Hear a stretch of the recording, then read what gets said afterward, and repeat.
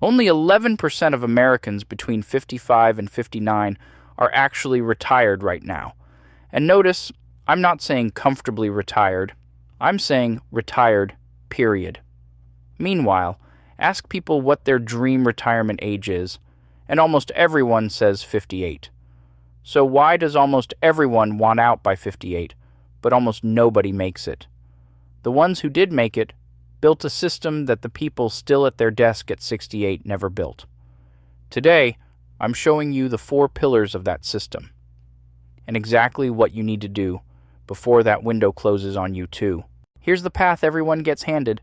Work hard, max your 401k, wait till the government says you're allowed to stop at 65 or 67, then live on whatever's left. That sequence has one flaw. It's built for the system's convenience, not yours.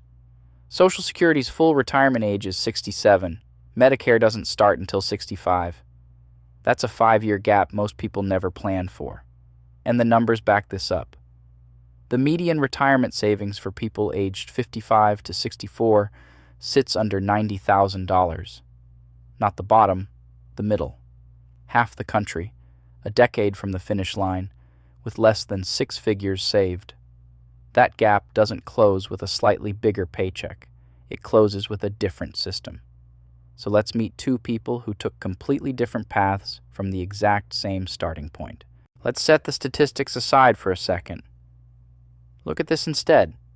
Maybe you're looking in a mirror. You're 64 today. Your friends are at the park with their grandkids. You're still finishing this email because the number in your bank account, the number you called enough for 30 years, only covers 4 more months. You were smart. You worked hard. You thought you did everything right. But the system was never built for you. It was built to keep you inside it. And now there's no time left to undo it. That scene isn't fiction. It's the quiet nightmare thousands of people wake up to every single year. And now, let's get to the most critical part of this entire video, because the difference between that nightmare and being free at 55 comes down to 4 decisions. Let me introduce you to 2 people who made them differently, Sarah and Dave. Same age, same starting salary, same company. One of them is retired today at 55. The other isn't. Let's go decision by decision. Dave didn't earn more than Sarah. He just kept less. From 30 onward, Dave automated 20% of every paycheck straight into a low-cost index fund before he ever saw the money. No willpower required. The system did the work. Sarah saved too, around 6 to 7%, just enough to grab her employer's match. Every raise she got turned into a nicer car, a slightly bigger apartment. Reasonable choices. Nobody would call her irresponsible. But here's the part that doesn't show up on a paycheck. A dollar invested at 30 has 25 years to compound before you're 55. The same dollar invested at 43 has 12. Those aren't the same dollar. Dave's early years weren't bigger. They were just longer. And that's worth more than almost anything else in this video. Sarah's advisor charged a standard 1% fee on her portfolio. Sounds small. Here's what it actually costs.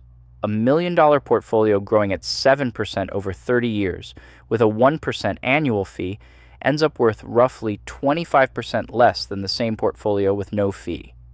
On $1 million, that's nearly $2 million in lost growth. Quietly, year after year. Dave paid a fraction of a percent for a simple index fund instead. Same market, same returns before fees, 2 completely different outcomes after them.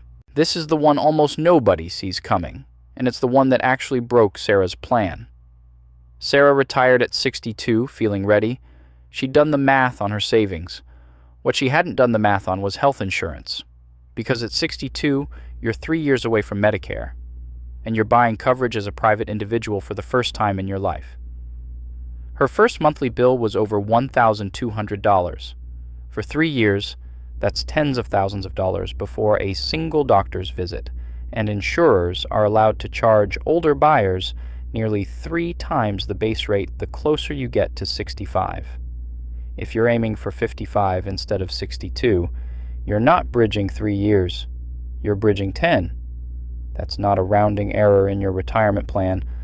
That's potentially a six-figure bill nobody put on the spreadsheet. Dave saw this coming. Years before he retired, he built what's basically a healthcare bridge, a separate cash account, completely outside his investment portfolio, sized to cover real insurance premiums until Medicare kicked in. Not a guess.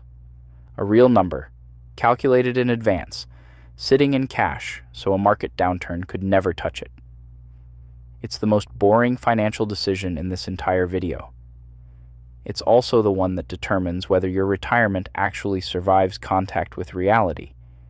Sarah claimed Social Security the moment she was eligible.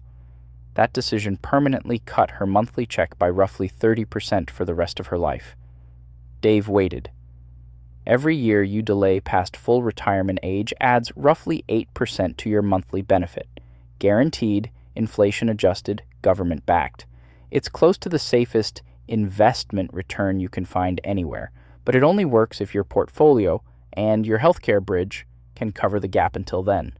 There's one more trap hiding here, and it's the one that quietly destroys even well-funded plans.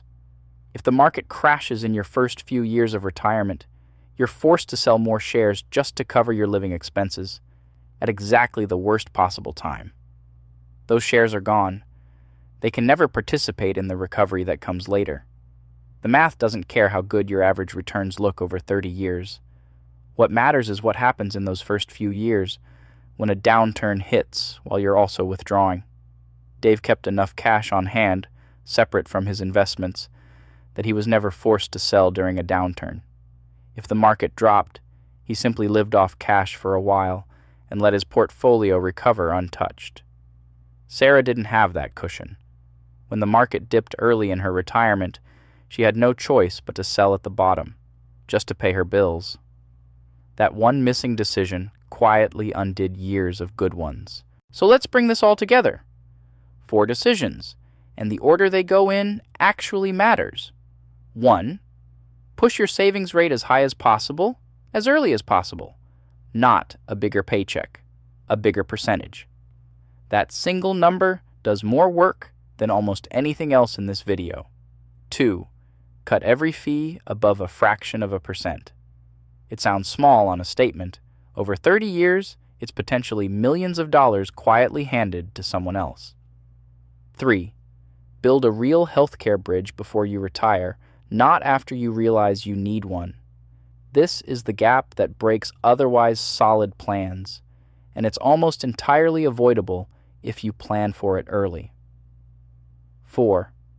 Protect your first few retirement years with cash, not hope, and let that cushion buy you the patience to delay Social Security as long as you can.